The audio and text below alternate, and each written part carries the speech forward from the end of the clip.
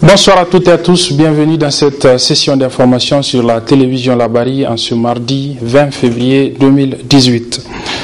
C'est l'information du jour, le ministre de la Jeunesse et des Sports, Maman Kassou Mokhtar, qui demande des explications au président de la Fédération nigérienne de football, le colonel-major Jibrillahi Mahamidou Dupele, des explications sur des propos que ce dernier aurait tenus à Maradi et des propos qui sont attentatoires à la cohésion nationale. C'est dans l'air du temps. Le colonel-major Jibrillahi Mahamidou Dupele a aussitôt répondu à travers une lettre, niant bien évidemment avoir tenu de tels propos, et plus encore, il demande à ce qu'il y ait une confrontation entre lui justement et le ministre Kassou Mokhtar devant les autorités régionales de Maradi devant lesquelles ces propos auraient été tenus. Le retour sur ces événements avec notre chroniqueur sportif Ibrahim Abdou Tikiri. Voyons tout d'abord la genèse des faits. Dans une correspondance datée du 19 février 2018 adressée au président de la FENIFOOT, le ministre de la Jeunesse et des Sports demande des explications au colonel-major Pelé sur ses propos tenus récemment à Maradi. Des propos relatifs à l'organisation de la CAN U20 que le Niger organisera en 2019. Le ministre Kassou Mokhtar accuse le colonel-major Pelé, je cite, des propos graves attentatoires à la cohésion nationale et aux valeurs de la République déclinées à l'occasion de sa visite effectuée au sultanat de Maradi. Aussi, le ministre Kassou Mokhtar demande au président de la FENIFOOT de lui rendre compte de l'intégralité et de l'exactitude de ses propos contre le gouvernement, selon le ministre Kassou Mokhtar. Comme il fallait s'y attendre et face à la gravité des propos qui lui sont attribués par le ministre Kassoum, le président de la FENIFOOT a adressé une réponse au ministre des Sports en date du 20 février 2018. Après avoir exprimé toute sa stupéfaction devant une telle démarche du ministre Kassoum, tant dans la nature des termes employés que la rapidité qui l'a caractérisé, le colonel-major Pelé a d'abord précisé que sa carrière militaire et ses responsabilités jurent d'avec les propos qui lui sont attribués. Mieux, le président de la FENIFOOT a préconisé une confrontation avec le ministre des Sports devant les autorités de la région de Maradi pour une mise au point des propos qu'il a tenus. Officier valeureux des fans dont l'intégrité et le patriotisme pour son pays ne souffrent d'aucun doute, le colonel-major Pelé a bien voulu répondre à notre micro en marge de la visite qu'il a rendue au Gazelle et au Sahel Sporting Club au centre technique de la FENIFOOT. Écoutez, je ne vais pas donner une version des faits où le ministre a écrit, on lui a répondu. Ça suffira. Ce qui est sûr, c'est qu'il y a aucun propos de ce genre que nous avons tenu et les témoins sont vivants, ils sont là. Il suffit qu'on aille les entendre, ceux devant qui nous avons parlé. Nous avons dit une chose, c'est que nous souhaitons que la CAN se joue à Maradi et à Niamey. Pourquoi? Parce qu'en 2015, nous avons organisé la CAN de moins de 15 ans qui s'est fait entièrement à Niamey. Les Nigériens n'ont pas senti qu'on a organisé une CAN. Alors qu'en jouant sur Niamey et Maradi, les Nigériens vivront ça pleinement. C'est le but du jeu, c'est le but que nous poursuivons. Je pense que c'est plutôt ça justement la recherche de la cohésion sociale. Si je me bats pour qu'on joue à Maradi, c'est parce que je me bats pour la cohésion sociale et pour en tout cas la nation nigérienne, pas autre chose. À la lumière des échanges de correspondance entre le ministre Kassoum et le président Pelé, il y a lieu de se poser un certain nombre de questions. Kassou Mokhtar a-t-il le droit d'envoyer une demande d'explication à un officier supérieur de l'armée nigérienne?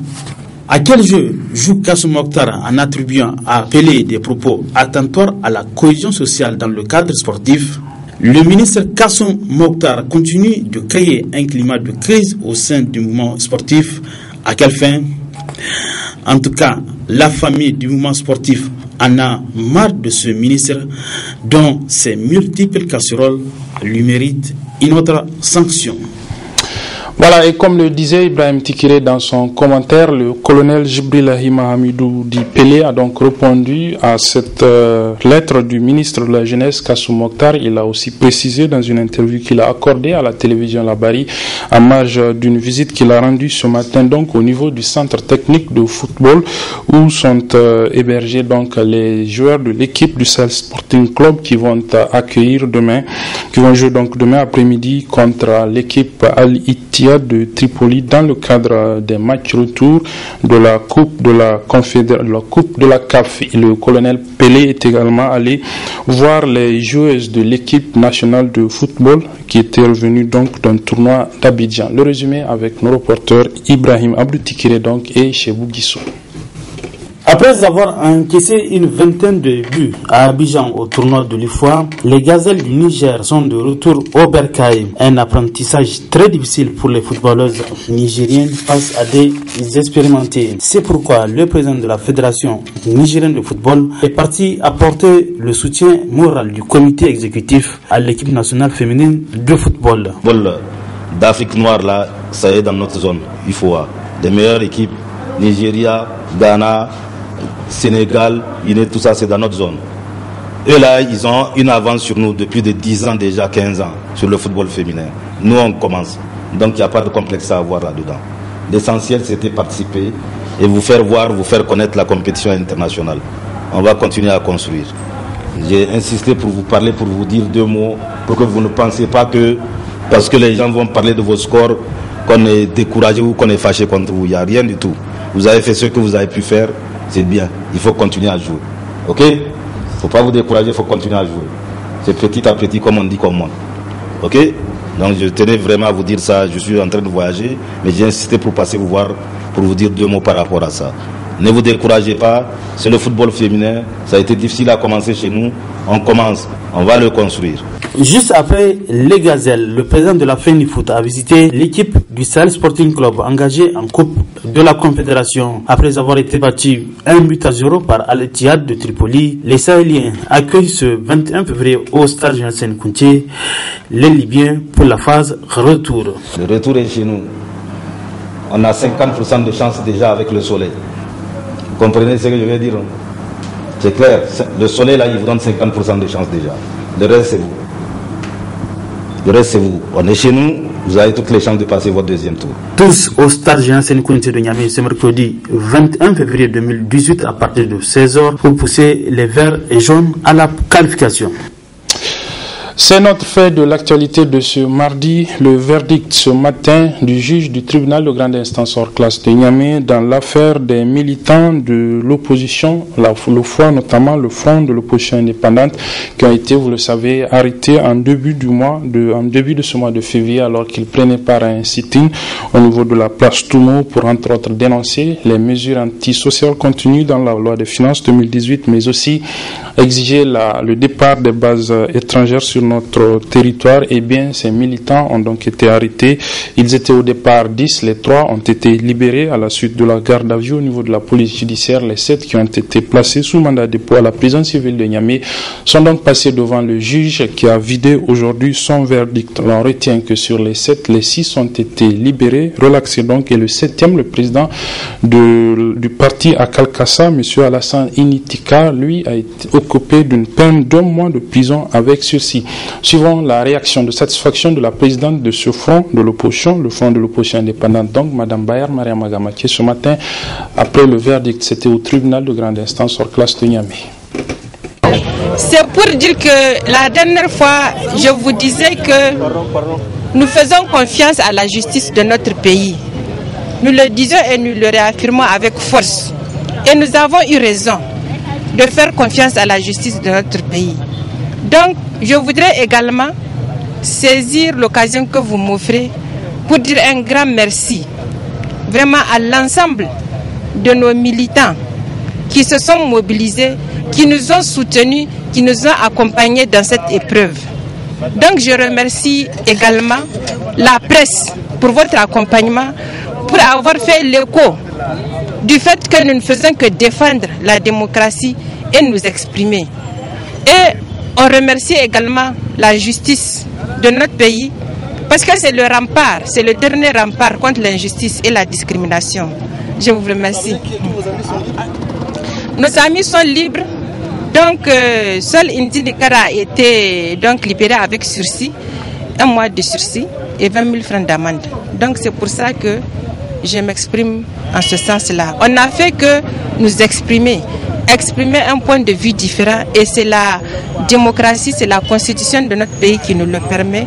Donc voilà ce que je voudrais dire. Merci encore à la presse. Voilà, c'était donc la présidente du Front de l'opposition indépendante, Madame Bayar Mariama Gamache, ce matin après le verdict de l'affaire des 7 opposants de foi, les 7 militants donc de foi et d'autres formations politiques. Un verdict donc que l'on connaît. Les 6 ont été relaxés et le 7e, Alassane Intikar, le porte-parole justement de ce front, lui, écope d'une peine de 1 mois de prison avec sursis. Le comité directeur de l'Union des scolaires nigériens, le CDUSN, était ce matin donc face à la presse pour dégager sa position relativement au bras de fer qui oppose actuellement les étudiants de l'université Abdou Moumouni Diofo de Niamey à travers leur structure Lyonoun donc et le syndicat national des enseignants chercheurs et des chercheurs du supérieur relativement à une agression d'un enseignant chercheur par des étudiants membres de la CASO. Je propose de suivre un extrait de ce point de presse animé donc par le secrétaire général du comité directeur de l'USN. Le SNEC se demande à son premier point de revendication la dissolution de la CASO. En réalité, les SNEC ne veulent pas la dissolution de la CASO, ils sont trompés de mots. Ils veulent la suppression de la CASO, son inexistence carrément dans la colonne vertébrale de l'organisation. Et vous allez vous-même voir, vous voyez dès le premier point, la mauvaise foi et la disproportion qui existe évidemment dans leur rédaction. L'USN est plus vieux que le SNEX. L'USN avait amené de la démocratie dans ces pays et permis aux SNEX de lancer un mot et avoir la liberté d'expression. Malheureusement, le SNEX évidemment ne comprend pas. C'est que s'attaquer à notre organisation, s'attaquer à la CASO, c'est s'attaquer aux sections de l'USN, c'est s'attaquer au comité directeur et c'est s'attaquer à la souveraineté de notre organisation. Comment aujourd'hui peut-on justifier que l'université fonctionne sans les étudiants? Comment aujourd'hui on peut, si on est conscient, comment on peut demander à ce qu'il y ait fonctionnement de l'université en mettant de côté les étudiants? Vous voyez combien de fois ici aussi, le SNEC se revient pour afficher sa mauvaise foi et aussi afficher évidemment ou déclarer une guerre vis-à-vis de l'USN. Quel plaisir les enseignants chercheurs peuvent-ils gagner en mettant de côté des ambassadeurs, les représentants de nos parents, de nos paysans qui sont au village? Vous voyez combien de fois encore le SNEC se rabaisse, se met trop bas pour demander évidemment des questions purement inhumaines, pour dire que, entre autres, évidemment par rapport à tous les points, le comité directeur de l'USN a estimé que le mot d'ordre du SNEX n'est qu'un mot d'ordre émotionnel, un mot d'ordre dû aux égaux d'un enseignant. Au regard de la situation caractérisée par la grève illimitée du SNEX Niamey, l'USN rappelle le SNEX section de Niamey à l'ordre. Aujourd'hui, nous estimons que l'université Abdou Moumouni Diofo de Niamey traverse déjà une question académique peu viable, une question académique peu honorifique, et cela est la conséquence directe de l'inconséquence de ces derniers-là, qui sont les enseignants-chercheurs. Aujourd'hui, ils ont créé un climat académique non viable, ils ont créé les conditions évidemment d'un enseignement tribaliste à l'université, ils ont créé les conditions d'un retard académique légendaire. Et malgré tout cela, les camarades ont toujours su pardonner au SNEX. On n'a jamais demandé la dissolution du SNEX en tant que tel. On n'a jamais demandé qu'on chasse un enseignant-chercheur parce qu'il a attribué 200, 400 euros aux camarades. On n'a jamais demandé à ce qu'on chasse un enseignant-chercheur parce qu'il a fait 6 mois, évidemment, là-bas dans ses balades sociales. Voilà, c'était donc un extrait du point de presse animé ce matin par le comité directeur de l'Union des scolaires nigériens relativement à la situation qui prévaut actuellement donc au niveau de l'université Abdou Moumouni Diofo de Niamey. Le mouvement pour la promotion d'une citoyenneté responsable, le MPCR de Nou Mamadou Arzika, était ce matin lui aussi face à la presse pour répondre à la déclaration des partis politiques de la mouvance présidentielle, déclaration dans laquelle ces partis politiques ont donc accusé les organisations de la société civile qui sont réunis au sein du cadre de concertation et d'action citoyenne et qui ont engagé des journées d'action citoyenne pour dénoncer les mesures antisociales contenues dans la loi des finances 2018. Eh bien, le MPCR a donc tenu à travers cette sortie médiatique de ce matin à répondre à cette déclaration des partis politiques de la mouvance présidentielle. Le résumé de cette déclaration avec Ibrahim Abdou et Adamou Soumana. Près d'une semaine après le show médiatique de la mouvance pour la renaissance du Niger, dans lequel elle s'en prenait vertement aux acteurs de la société civile nigérienne dans le cadre des journées d'action citoyenne et la réponse prompte du cadre d'action initiateur de dites journées, c'est au tour du mouvement pour la promotion de la citoyenneté responsable de faire sa lecture de cette sortie de la mouvance présidentielle. N'ayant pratiquement pas d'argument pour défendre leur loi antisociale, que les citoyens nigériens dénoncent et combattent, cette clique utilise insidieusement des propos de bas étage dignes des escrocs politiques éhontés. J'insiste, dignes des escrocs politiques éhontés qui sont rattrapés par le temps, qui les révèlent au grand jour, à la face du monde. Relativement à certaines allégations portées par le président du PNDS sur l'organisation des journées d'action citoyenne, le MPCR lance ce défi. Aussi, défions-nous le sieur Bazoum Mohamed, ministre de l'Intérieur de son État, de faire savoir publiquement les noms et adresses des personnes qu'il dit connaître, avec qui nous prenons de l'argent pour organiser nos manifestations en exécution d'un agenda caché. Heureusement que le ridicule ne tue pas et que la vertu n'est pas exigible de certaines personnes congénitalement malhonnêtes. Aussi, le mouvement pour la promotion de la citoyenneté responsable se dit plus que jamais déterminé à poursuivre le combat. Qu'aucune manœuvre sournoise ni aucune calomnie ne peut venir à bout de notre engagement stoïque et imperturbable pour combattre sans faiblesse toutes les dérives actuelles de gouvernance abusive et l'ensemble des mesures antisociales et impopulaires contenues dans la loi de finances 2018. La lutte continue. Ainsi, tout est clair comme l'eau de roche. Le MPCR n'entend nullement se désolidariser de ce combat engagé par le cadre d'action citoyenne qu'il juge noble et patriotique. Et puis aujourd'hui, c'est la journée internationale de la justice sociale. À cette occasion, nous vous proposons un dossier pour vous faire l'état de cette justice sociale dans notre pays. Le dossier est signé Ismaël Momouni. Condition fondamentale est la coexistence pacifique et prospère des hommes au sein d'une nation.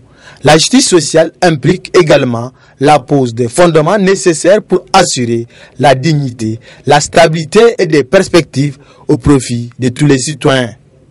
Cette justice est mise à rude épreuve au Niger à travers l'inéquité. De nos jours, il n'est pas surprenant de voir une personne qui a commis un délit de circuler librement tant qu'il fait partie du rouage du pouvoir. Beaucoup de personnes dont leurs noms sont cités dans des dossiers ne sont pas inquiétées compte tenu de leur bord politique, leur rang social ou leur affinité avec le pouvoir, faisant d'eux des super Nigériens qui peuvent même narguer les citoyens alors qu'ils traînent des casseroles. À titre illustratif, notre confrère Baba Alpha, claustré entre quatre murs, tandis que le faussaire circule librement, vu son lien avec le pouvoir. Journalistes, acteurs de la société civile, hommes politiques et simples citoyens sont persécutés, interpellés et même arrêtés pour leur opinion contraire aux aspirations des gouvernants, alors que, de l'autre côté, certains politiciens, compte tenu de leur influence, peuvent se permettre de dire tout ce que bon leur semble, même si les propos sont anticonstitutionnels. Ils peuvent dormir tranquillement car ils savent qu'ils ne seront pas inquiétés, ce qui témoigne ainsi de l'instrumentalisation de la justice. Cité dans une affaire de virement de 200 milliards de francs CFA à l'étranger qui défraie la chronique, le ministre Hassoumi Massaoudou, au lieu de se justifier au cours d'un point de presse animé sur la question, a essayé de noyer le poisson ou contourner le sujet en jetant, comme à ses habitudes, l'anathème sur le juge nigérien. En effet, il s'est permis d'affirmer clairement que relativement à l'affaire opposant l'État du Niger à Africard, au sujet de la confection de passeports biométriques, les juges nigériens ayant connu du dossier ont été achetés et qu'ils en détenaient les preuves. Face à une telle accusation gravissime émanant des ministres de la République et qui ternit l'image de notre justice et par ricochet de notre pays, le syndicat autonome des magistrats du Niger, SAMAN, ne saurait rester indifférent. À cela s'ajoutent des dossiers dont le jugement semblerait être renvoyé au calendrier grec, à l'image du dossier du 9 avril 1990, où, 28 ans après, les étudiants réclament toujours justice, ce que réclamait haut et fort l'actuel ministre de la Justice au moment où il était étudiant à l'université de Niamey. Camarades sympathisants du mouvement scolaire nigérien, camarades militants des syndicats frères en lutte contre la récupération et la division, camarades militantes et militants de l'Union des scolaires nigériens, chers invités. En commémorant chaque année les douloureux événements du 9 février 1990, l'Union des scolaires nigériens renouvelle solennellement sa volonté résolue de perpétuer dans la mémoire des générations futures l'exemple des militants, héros de notre lutte permanente contre l'injustice, la paupérisation des masses populaires, la liquidation de la jeunesse, toutes ces actions programmées et exécutées par l'impérialisme et ses valets locaux. Aujourd'hui, force est de constater que la montagne a couché d'une souris. Le ministre s'est même éclipsé de la scène. Les valeurs qu'il défendait avant sont devenues des vains mots. Malgré la volonté manifeste de certains hommes de droit de vouloir renverser la tendance, la situation demeure critique. Avec cette attitude, il serait difficile que le Niger puisse se développer, car un pays ne peut jamais prospérer dans l'injustice. Voilà la justice sociale au Niger. Donc aujourd'hui, à l'occasion de la célébration de la journée internationale de la justice sociale, la salle de réunion de la maison de la presse a servi de cadre ce matin pour un forum sur les écoles coraniques, un forum organisé par l'Observatoire des performances de l'école nigérienne OPEN avec le soutien financier de l'ONG RN Sahel. Le résumé de l'ouverture de ce forum avec nos reporters Aboubakar Souley et Nafissa Yahaya. Apporter leur quote-part dans la promotion de la paix et du développement durable, tel est l'objectif de cette rencontre regroupant les écoles coraniques du Niger. L'initiative est celle de l'Observatoire des performances de l'école nigérienne OPEN qui a choisi comme thème école coranique, paix et développement. L'objectif du forum est d'éveiller l'attention des dirigeants de ce pays, mais également de tous les partenaires qui accompagnent le Niger, de l'absolue nécessité d'appuyer les acteurs des écoles coraniques dans la quête du savoir et la quête du bien-être. Vous savez, nous sommes dans un contexte aujourd'hui où, d'une part, tout est dit, souvent à tort, sur les acteurs des écoles coraniques, que ce soit les maîtres, que ce soit les apprenants, mais également nous sommes dans un contexte sécuritaire qui impose à ce que nous ayons un regain d'intérêt pour ces institutions séculaires d'éducation de base, de façon à ce qu'ils aient l'encadrement nécessaire, qu'on les sorte de la vulnérabilité, qu'on les sorte de la situation de précarité d'infrastructures et de matériel de travail dans lesquels ils sont, qu'on les sorte de l'absence de formation initiale et continue des maîtres, mais également qu'on les sorte de la situation d'absence de certification. L'occasion a été saisie par le représentant des directeurs des écoles coraniques pour rappeler l'importance de cette formation et le rôle que jouent les écoles coraniques dans la consolidation de la paix dans notre pays. Je voudrais témoigner notre remerciement pour tout le soutien politique et les efforts investis pour sortir des écoles coraniques de l'indifférence et des sentiers battus en vue de faire des maîtres et leurs apprenants des acteurs véritables au service de la paix et du progrès social. Au regard des multiples fonctions que remplissent les écoles coraniques dans nos communautés, dont la fonction d'éducation et de régulation sociale, nous lançons un cri de cœur aux institutions étatiques et aux partenaires techniques et financiers pour qu'ils intègrent dans leur agenda respectif la prise en compte des acteurs des écoles coraniques. Notons enfin que ce forum a bénéficié du soutien multiforme du gouvernement allemand et de l'ONG PEN pour le monde.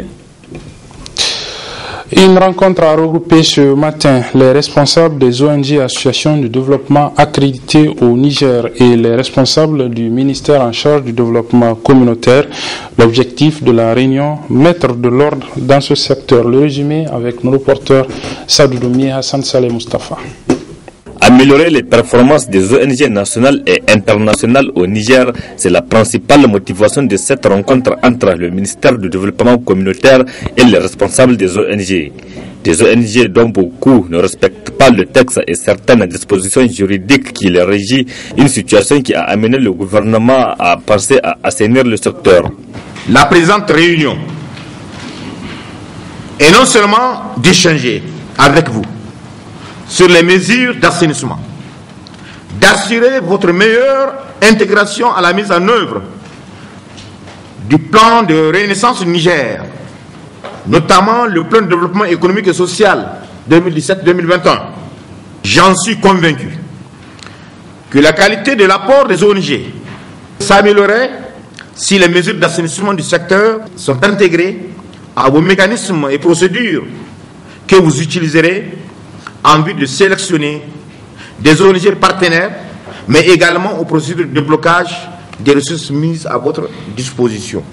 Cette rencontre est vivement appréciée par les représentants des ONG qui demandent au gouvernement de prendre toutes ses responsabilités pour mettre de l'ordre dans le secteur. Je pense qu'il y a peut-être certaines mesures que nous devrions voir ensemble, notamment en ce qui concerne la circulation de l'information. On a parlé de dépôt des rapports. Je pense que c'est une bonne chose, mais il faut aussi qu'on voit le circuit interne des ministères. Parce que très souvent, ce qui se passe, c'est qu'au niveau des services déconcentrés, le travail se fait très bien avec les services techniques, mais quand vous êtes au niveau national, les gens semblent ne pas être au courant. Cette réunion, elle est à peu près une réunion ad hoc. Mais je suggère au ministère d'instaurer au moins une réunion annuelle avec les ONG internationales. Donc de systématiser ce cadre de concertation qui va nous permettre à chaque fois de faire le bilan des choses à améliorer, d'attirer l'attention et de créer une certaine synergie. De 90 ONG en 1960, le Niger compte en 2017 275 des ONG de développement qui interviennent dans plusieurs domaines, à savoir santé, éducation, environnement, eau et assainissement, entre autres. Voilà, il faut rappeler que cette rencontre s'est tenue quelques mois après l'annonce par le gouvernement d'un certain nombre de mesures pour assainir justement le secteur. C'était donc précisément en juin 2017 au cours d'un conseil des ministres. Retour sur ces faits, toujours avec nos reporters Sadou Doumi et Hassan Saleh Mustafa.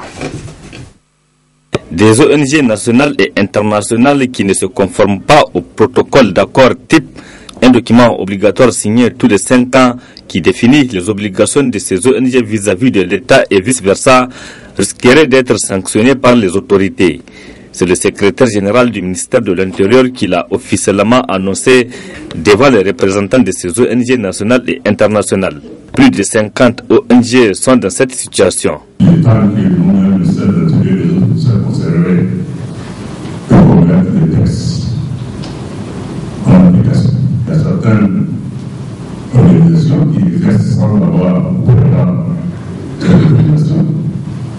Il y en a certaines aussi qui ont cette autorisation qui ne respectent pas. Je vois que c'est bien dit tout à l'heure.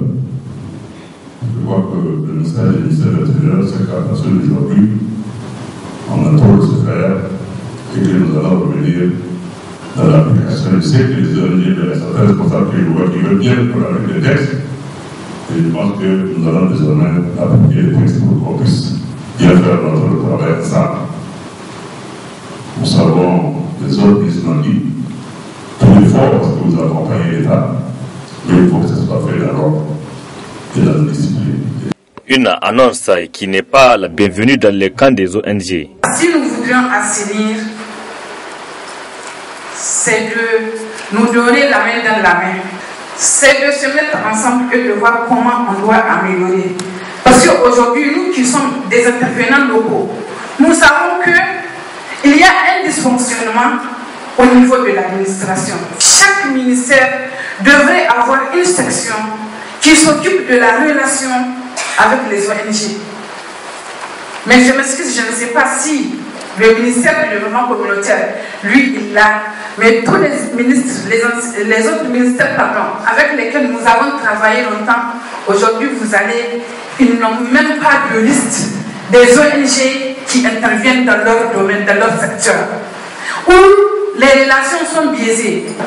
Et si aujourd'hui, les ONG locales particulièrement ont des problèmes, c'est parce qu'elles ne sont pas informées. On crée des décisions, on prend des décisions, on prend des notes de service et ça devient des secrets d'État.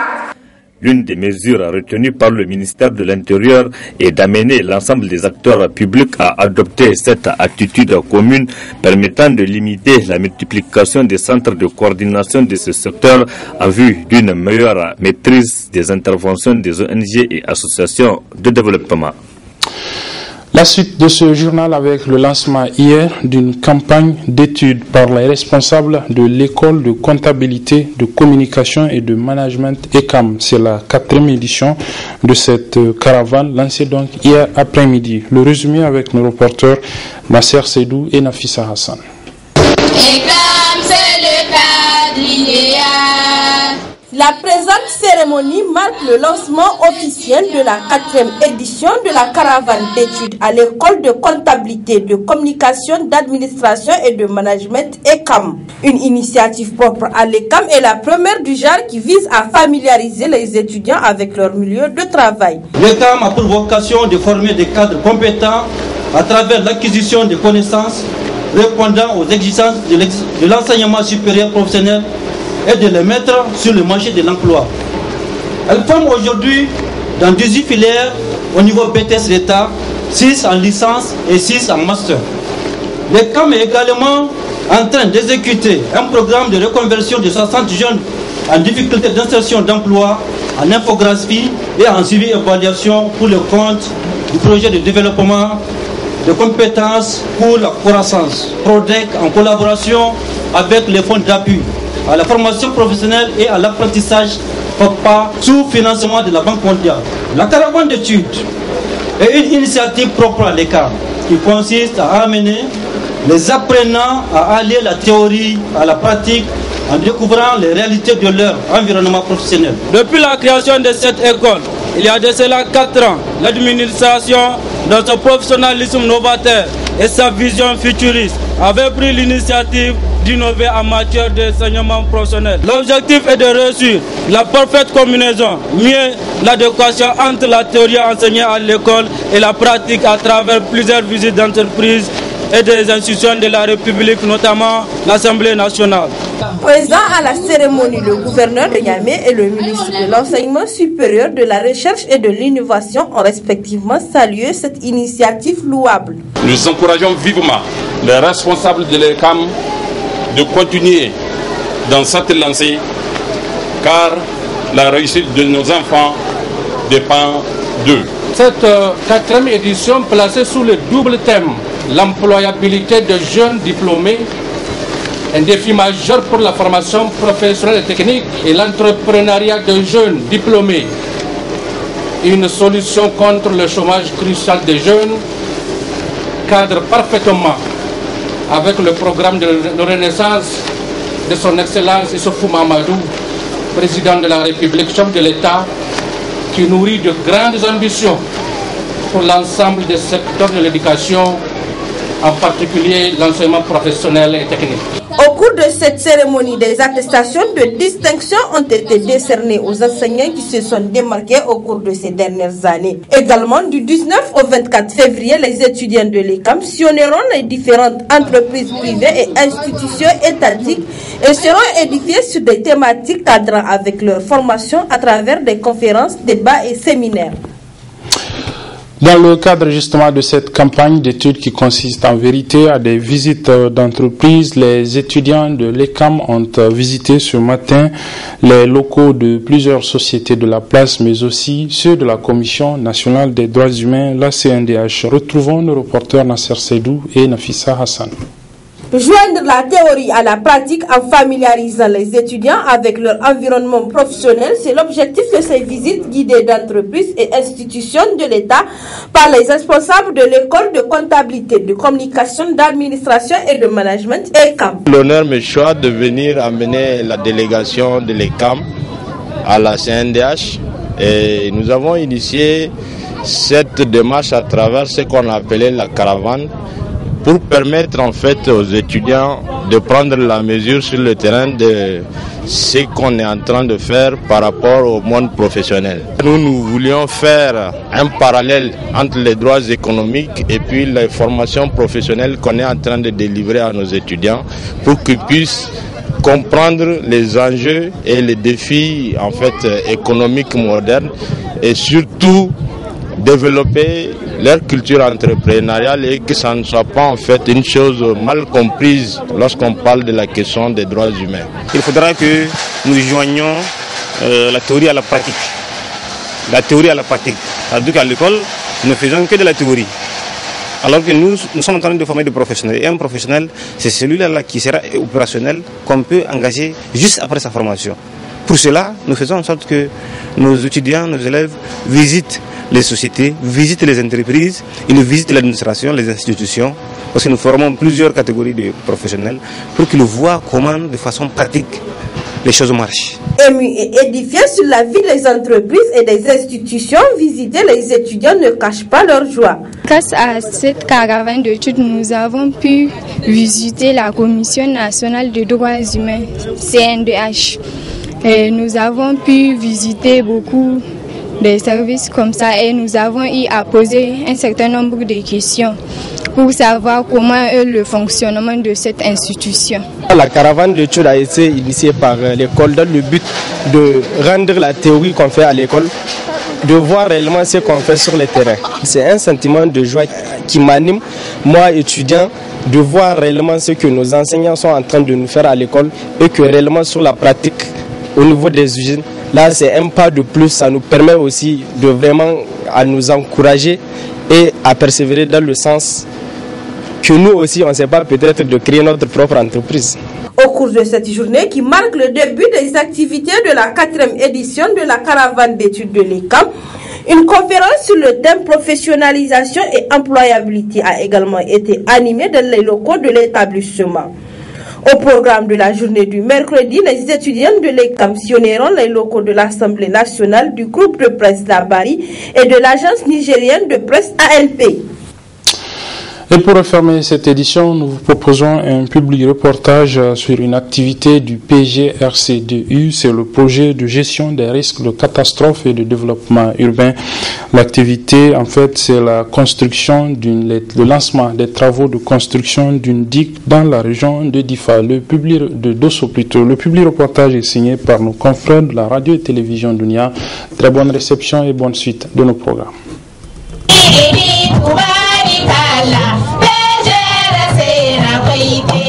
Ces travaux de construction de la digue route de protection de la ville de Dosso vont concerner la réalisation d'une route de contournement de 2200 mètres de long et 7 mètres de large en bicouche, dont l'objectif est de protéger cette ville légendaire contre les ruissellements des eaux de pluie charriées par le bassin Est, ainsi que la réalisation d'un collecteur de drainage des eaux. Financé par le projet de gestion des risques de catastrophes et de développement de PGRCDU, grâce à un accord entre le gouvernement du Niger et l'Association internationale pour le développement et le Fonds pour les pays moins avancés. Ces travaux s'inscrivent dans le cadre de la réduction de la vulnérabilité des populations exposées au risque d'inondation. Les travaux de construction de la digue de Dosso, objet de la présente cérémonie, s'effectueront sur une longueur de 2200 mètres linéaires avec une largeur en chaussée revêtue de 7 mètres pour un montant de 1 milliard 150 millions 410 423 francs CFA, toutes taxes comprises, avec un délai d'exécution de 8 mois. Permettez-moi, avant de terminer, de lancer un appel à l'endroit des autorités communales de la ville de Dosso pour assurer un suivi régulier des travaux et garantir une bonne gestion des ouvrages qui seront réalisés. Le projet de gestion des risques de catastrophes et de développement urbain par ma voix tient à vous rassurer de la disponibilité à tout instant de l'ensemble de l'équipe de mise en œuvre pour répondre à toute sollicitation entrant dans le cadre de l'atteinte des résultats fixés à nous par la hiérarchie. Le gouverneur de la région de Dosso a dans son adresse mis l'accent sur la présente cérémonie avant d'énumérer quelques réalisations dont a bénéficié sa région grâce à l'appui du PGRCDU. Il a par la même occasion remercié ce projet pour ses multiples efforts visant à améliorer les conditions de vie des populations de sa région. Procédant au lancement officiel des travaux, le ministre de l'Action humanitaire et de la gestion des catastrophes a précisé que ces travaux s'inscrivent dans la droite ligne des engagements pris par les autorités de la 7e République. Cette digue route qui, de par sa nature et les cibles qu'elle se propose d'atteindre, rentre dans la typologie des projets structurants et participe de ce fait aux principales préoccupations de son Excellence Issoufou Mahamadou, président de la République, chef de l'État, à travers son programme de Renaissance 2 et particulièrement dans sa partie consacrée à la sécurisation du peuple nigérien face au choc naturel. Ces travaux financés à hauteur de plus de 1 milliard de francs CFA par le projet de gestion des risques de catastrophes et de développement urbain PGRCDU seront exécutés par l'entreprise Maori. Le délai contractuel est de 8 mois.